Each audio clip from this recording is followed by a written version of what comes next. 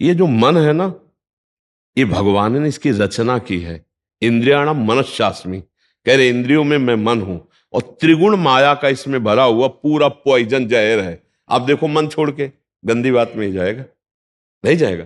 ये नहीं कि अच्छी बात में नहीं जाता, अच्छी बात में लगाओ तो लगेगा, और वो भी थोड़ी देर। और बुरी बात में लगाने की जरूरत नहीं, आराम से। इसका स्वभाव रचना ऐसी रची गई है। अब यही गेम रखा गया है कि अब इसकी गति को रोको, अंतर्मुख करो, भगवदाकार करो, तो तुम्हें इनाम मिलेगा, त्रिभुवन पर विजय प्राप्त कर लोगे। वो अद्भुत आनंद अंदर ही मिलेगा, किसी से कहने की जरूरत नहीं, आनंद मगन हो जाओगे। और उसी आनंद की खोज देखो, जब हमारा मन कहता है इस शरीर को भोग लें, इस वस्तु को भोग लें, अमुक, देखो सब अपने घर के जैसे बैठे हैं, क्या उसके भोगने के बाद मन को शांति मिलती है? थोड़ी देर के बाद फिर एक नया संकल्प बनता है, फिर एक नई, मतलब हमारी खोज अधूरी रही। वो नहीं मिला जो मैं सोच रहा था। सोचने में जैसा सुख मिलता है वैसा ना भोगने में नहीं मिलता, चाहे वो भोजन हो, चाहे वो दृश्य हो, चाहे वो कोई क्रिया हो। आप देखना, जो मन हमें सोचवा के पागल बनाता है, और जब हम उस पे जाते हैं तो वो चीज हमें नहीं मिलती है। तब लगता है कि वो यहां नहीं शायद यहां हो, यहां नहीं शायद यहां हो। ऐसे भटकते पूरा जीवन व्यतीत हो जाता है। बुद्धिमान वो है जो दो चार कदम में ही लौट आवे कि गलत दिशा में जा रहे हैं, पर हम पूरा जीवन चलते रहते हैं, लौटने की बात ही नहीं आती। और यहां तक कि शरीर वृद्ध हो जाता है, इंद्रियां काम नहीं करती, पर मन वैसे ही सलाह करता रहता है। फिर भी नहीं सोच पाता कि चलो अब हुआ पूरा जीवन की शाम, अब तो राधा राधा जब कर अपना काम बना ले। लेकिन नहीं, बूढ़ा है फिर भी शराब पीता है, बूढ़ा है फिर भी गंदी बातें देखता है, बूढ़ा है फिर भी गंदी चेष्टाएं करता है, बूढ़ा है फिर भी नहीं सोच रहा कि मुझे मरना है और भगवत प्राप्ति का अब की उपाय कर लूं, इतना जीवन रह गया। ये क्या है? ये मन का केवल खेल है। वो अपने मन के गेम में फंस गया, निकल नहीं पा रहा है। अच्छा, इसमें ये हो कि चलो मन सुखी रहेगा, तो भी नहीं। आप जितना गलत करते जाओगे उतना वो नकारात्मक सोचे पैदा करता चला जाएगा, और उसका परिणाम यह आएगा कि आपको डिप्रेशन में पहुंचा देगा। मतलब किसी भी तरह से ये चैन नहीं लेने देगा। तो इसको लाना तो भगवान की शरण में पड़ेगा, तभी शांति मिलेगी, तभी सुख। बहुत गंदा, बहुत गंदा, बहुत नीच है ये, और ये बहुत उत्तम है। ये अगर सही रास्ते को पा जाए तो दूसरे के लिए अपने प्राण दे सकता है, परहित के लिए अपने प्राण दे सकता है, ये भगवान से मिला सकता है, ये सब सुख दे सकता है। बस इसको गलत ढंग से जो प्रयोग होना शुरू हुआ है, इसका ये बंद कर दे, वही बहादुर है। देखो, विरक्त मार्ग एक अलग होता है, लेकिन गृहस्थी में तो एक धर्मपूर्वक विषय सेवन की मर्यादा है ना। तो आप धर्मपूर्वक देख लो। अगर आपको अपनी पत्नी में, अपने पति में सुख नहीं मिला तो विश्व में कहीं सुख नहीं मिलेगा, क्योंकि है नहीं। तो आपको सीमित हो जाना चाहिए ना, लेकिन ऐसा नहीं होता। हम धर्म विरुद्ध बढ़ते चले जाते हैं, जो हमारा पाप बनता जाता है और हम क्लेशित होते जाते हैं। इसलिए हमें लगता है बहुत अच्छे अभी सत्संग के प्रभाव पड़ रहे हैं, तो हम निकल चलें गंदी बातों से, हम निकल चलें इस माया के फसाव से। नहीं तो धोखा ही धोखा, पूरी जिंदगी व्यतीत हो जाती है। भोगते भोगते हर इंद्रियां सब नष्ट होती जा रही, फिर भी भोग इच्छा, ये है क्या? समझो ना, पूरा जीवन हमको बेवकूफ बनाया जा रहा है। गौर से देखो, पूरा जीवन नहीं बेवकूफ बनाया जा रहा। तो एक बार और देख लेते हैं, इसमें हमारा पूरा जीवन जा रहा है। सुख तो नहीं मिला, पर एक बार ऐसे देखते हैं, शायद इस पद्धति से देखते हैं, ऐसे भोजन बनाते हैं, ऐसे ये भोगते हैं, ऐसे ये देखते हैं, ऐसा फंसाव करके रोज हमको गिराता है, रोज हमको मन भ्रष्ट करता है। कभी नहीं कहता कि एक बार भगवान से मिलूं क्या, कभी उसका मन नहीं होता। इसको तो जबरदस्ती लगाना पड़ता है। इसको भगवान में लगाने के लिए भी भोगों का प्रलोभन देना होता है, तब ये भगवान में लगता है धीरे धीरे। ये भोगी मन भगवान में भी लगने के लिए तैयार, तो भोग के लिए देखो, भगवान को मना लोगे ना तो बढ़िया व्यवस्था बन जाएगी, चक जो चाहोगे सब हो जाएगा, जो चाहेंगे भगवान दे दे। बहुत मन बेवकूफ बनाता है, इसलिए हमें लगता है मन की बेवकूफी से बचना चाहिए। एक आया था भगतला, उसने कहा भगवान से मैं भजन करूंगा, सब करूंगा, लेकिन 1,00,000 सुंदरियां स्त्रियां चाहिए। अब गजब का दिल है तेरा, गजब का दिल है यार। जिनके एक है ना, तो वो कभी कभी एकांत में ऐसे बैठ के बैठते हैं। तो इसीलिए मल की कहीं में मत रखो, बहुत बड़ा भूत है, ये परेशान कर देगा, नष्ट कर देगा। इसे सतमार्ग में लाओ, भगवत मार्ग में लाओ, तभी आनंद की। इसकी केवल चाल है, ये नहीं ये नहीं ये, वो है कहीं नहीं। पक्का समझ लीजिए। ये हमारे को भ्रम पैदा करता, कुछ नहीं कुछ नहीं है। नाम जप करो, सत्संग करो, धर्म पूर्वक विषय भोगो, हम मना नहीं करते, एक उसे सीमा में रख के भोगो धर्म में, तो उससे क्या होगा, तुम्हें घृणा हो जाएगी। धर्म पूर्वक विषय भोगने से घृणा हो जाती है कि यार, और जो ये व्यसन करके और फिर इधर उधर मन, तो पाप के कारण बुद्धि ठीक निर्णय नहीं देती और बुढ़ापे तक पापाचरण, फिर दुर्गति को प्राप्त होते हैं। अभी समय है, अभी मन को समझा लो, मन को समझ, यही 5 भोग हैं, शब्द स्पर्श रूप रस गंध, इसी में मनुष्य फंसा है और इन्हीं भोगों से हमारी दुर्गति हो जाती है। बोलो अभी तक फाइनल में अगर बोला जाए तो अभी तक क्या है अपने पास, कोई अनुभव है क्या? बस एक ही है कि एक बार और चांस मिल जाए, बस किसी भी विषय का, मतलब किसी भी विषय का, मन में हर बार ये रहता कि अब की बार, लेकिन कभी अब की बार पूरी ही नहीं हुआ। तो इसको रोकना जरूरी है कि भजन साधन, धर्म पूर्वक विषय सेवन और समाज की सेवा। कभी एक बार ऐसा करके देखना, कोई बूढ़ा ऐसा भूखा प्यासा फुटपाथ में पड़ा हो और उसको कभी अपने घर लाना, नहलाना धुलाना, कपड़े पहनाना और भोजन पवाना, फिर वो जब तुम्हारी तरफ देखेगा तो तुम्हें जो सुख होगा वो जिंदगी में किसी भी भोग में नहीं मिला होगा। आप लिख लेना हमारी बात। कभी कोई बीमारी से तड़प रहा हो, किसी के सेवा का वहां कोई अवसर नहीं है और आप सेवा का अवसर देकर उसे आप स्वस्थ करो, आप अस्पताल ले जाओ, फिर जो आपको सुख मिलेगा हम आपको कैसे बताएं। वो भगवान का आशीर्वाद होता है। जब कोई बूढ़ा, कोई बीमार, कोई असहाय, और जब आप उसकी सहायता करते हो तो उसके हृदय से जो आशीर्वाद, वो सुख जो मिलता है। जैसे हम आपको एक दिन करके देखना, तुम अपना भोजन बढ़िया जो है, कोई ऐसे भूखे को खवा देना जो भूखा बैठा हो, और ऐसे जल्दी जल्दी, और आप देखो उसको पाते हुए, और उस दिन आप वो भोजन ना पाओ, उसे पवा दो, तो आपको जो सुख मिलेगा वो 56 प्रकार के भोग पाने में भी कभी सुख नहीं मिला होगा। वो सुख परहित करने से, दूसरे को सुख पहुंचाने से जो हृदय शीतल होता है वो कभी किसी से नहीं होता। इसलिए मानव जीवन के लिए मन को थोड़ा विरुद्ध जो चलने वाला है उसके विरुद्ध आप बनो, उसे सतमार्ग में लगाओ। अब देखो आजकल ऐसी बुद्धि बिगड़ गई कि अपने पूज्य माता पिता को ही बच्चे दुख दे रहे हैं, डंडा थप्पड़ मारना। क्या यार, आज के जवान अपने माता पिता के साथ ऐसा व्यवहार करते हैं। अगर थोड़ा भी अध्यात्म से जुड़े होते तो मुझे लगता है शायद ऐसा नहीं करते, नहीं ना। धर्म से जुड़े होते, अध्यात्म से जुड़े होते, ऐसे माता पिता तो भगवान होते हैं। उनकी आंखें नहीं, उनको नहलाओ धुलाओ, किसी मंदिर जाने की और जरूरत नहीं, उनको भोग लगाओ, उनको पवाओ, उनका जो आशीर्वाद है लोक परलोक तुम्हारा सब बना देगा। लेकिन जब अध्यात्म से नहीं जुड़े तो लगता है कौन इनको, तो हाँ, ये क्या है, ये है मन का वो पापी मन। देखो कैसे पाप कराता है, कैसे निगेटिव चलाता है कि अब ऐसे पुत्रों की क्या दुर्गति होगी। तो कभी अगर ऐसा अवसर किसी को मिले कि कोई फुटपाथ में ऐसे तड़प रहा हो, तो आपको जरूर लगेगा कि काहे को बोझा ले, लेकिन आप उसका अगर बोझा ले लिए तो भगवान तुम्हारा बोझा ले लेंगे।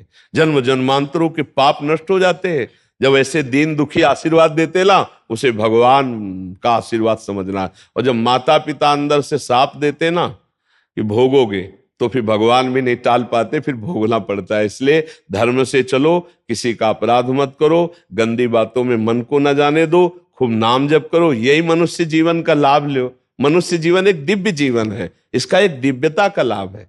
यार देखो, अगर हम ना चाहे तो पूरी बाजार से निकल जाए कोई सामान, दुकान की आके हमारी लिपट थोड़ी जाती है। हम जहाँ खड़े होंगे, जहाँ खरीदेंगे, वही जो वस्तु हमें मिलेगी। तो अगर हम निश्चय कर लिया कि मुझे मांस नहीं खाना, मुझे शराब नहीं पीना, मुझे पराई माता बहनों की तरफ गंदी दृष्टि नहीं करनी, तो मुझे कौन गिरा देगा? आप सोचो, हमारे निश्चय में कमजोरी, तभी हम डरते हैं कि कहीं गिर ना जाए। ऐसे कैसे? हाँ, कुछ कमियां ऐसी होती हैं जिससे अहंकार का नाश किया जाता है। जैसे आवाज आता है ना कि हम जितेंद्री, हम ऐसे हम ऐसे, और भगवान को अहंकार पसंद नहीं तो छोड़ देते हैं। देखो जितेंद्रियता करके, तब जब रोता है कि प्रभु मैं तो नीच किसी काबिल नहीं, तब भगवान फिर उठा लेते हैं। नाम जब करो तब मजबूत ब्रेक लग जाएगी। कोई कैसे गिरा सकता है? कैसे गिरा सकता है? नहीं गिरा सकता।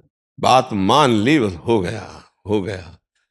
बात मानने से होता है। देखो, हमारी बात ना मानो, कंठी बंधवा लो, तिलक लगा लो, सब कर लो, कल्याण नहीं होगा। हमारी बात मान लो, कल्याण हो जाए। बात मानने का चेला होता है ये कोई सांसारिक थोड़ी कि भैया जैसे सांसारिक संबंध होते हैं ऐसे गुरु शिष्य का संबंध आज्ञा पालन से होता है। गलत नहीं करूंगा, जैसा कहोगे वैसा चलूंगा। अब आपने कह दिया, अब ये नाम जप करूंगा, बस हो गई बात।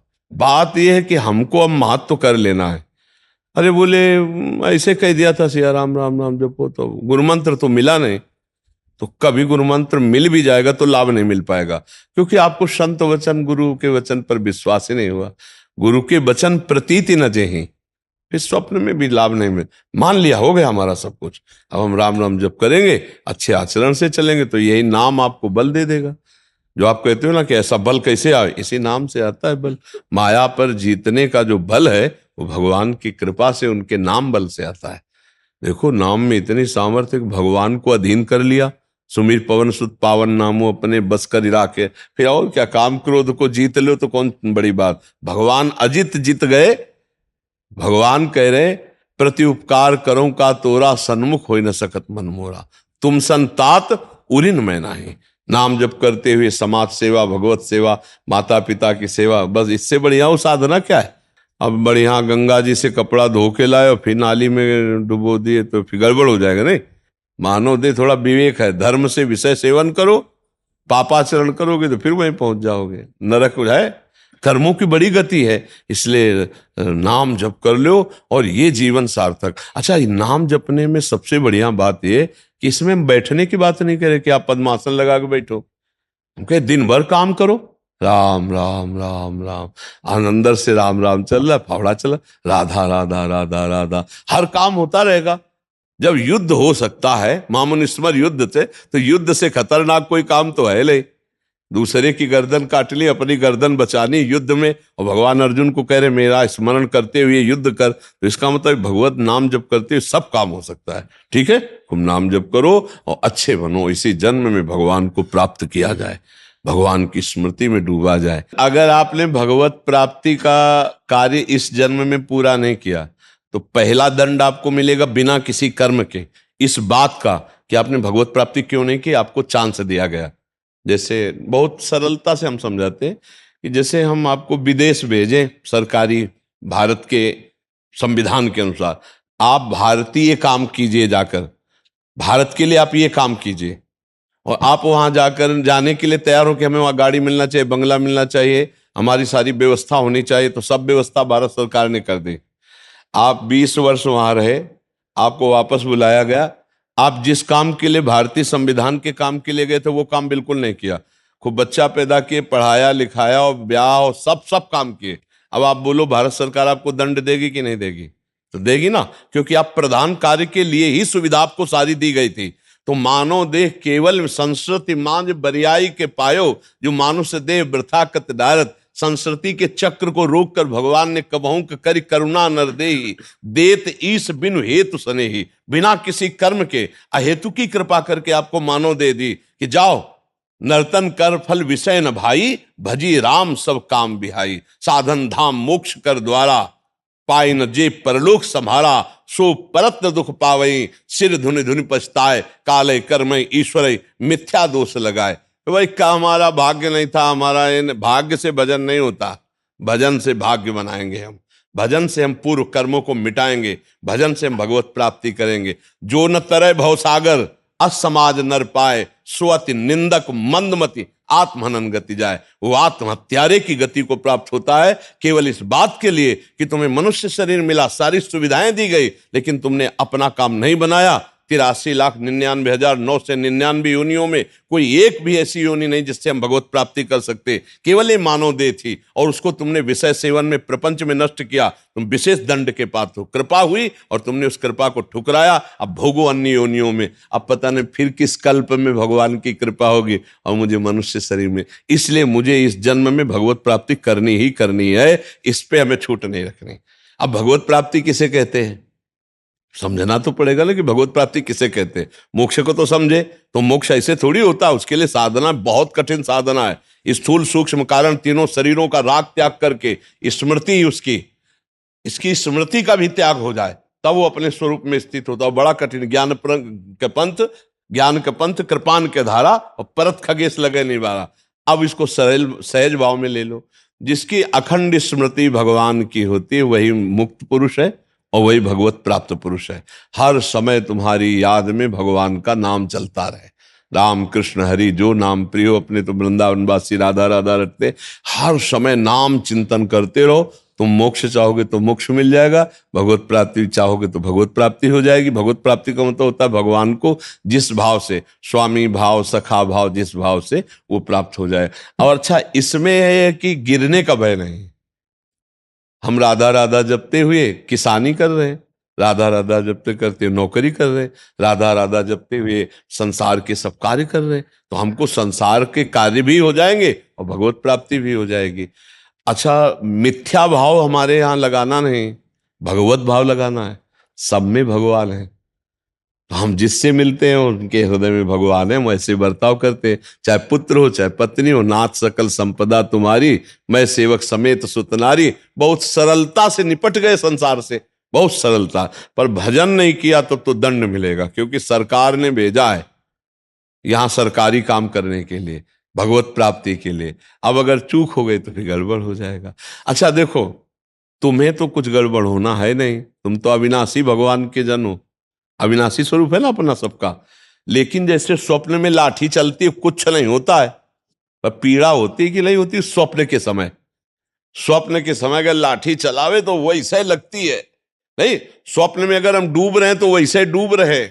स्वप्न में अगर पिटाई शुरू है या कोई गला काटने जा रहा तो वैसे भय लग रहा है, और है कुछ नहीं, तो दंड तो भोगना पड़ेगा ना।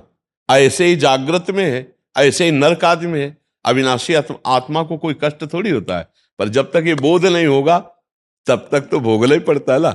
देखो स्थूल देह सैया में पड़ी होती और स्वप्न में हम देख रहे हैं कि हम समुद्र में डूब रहे हैं।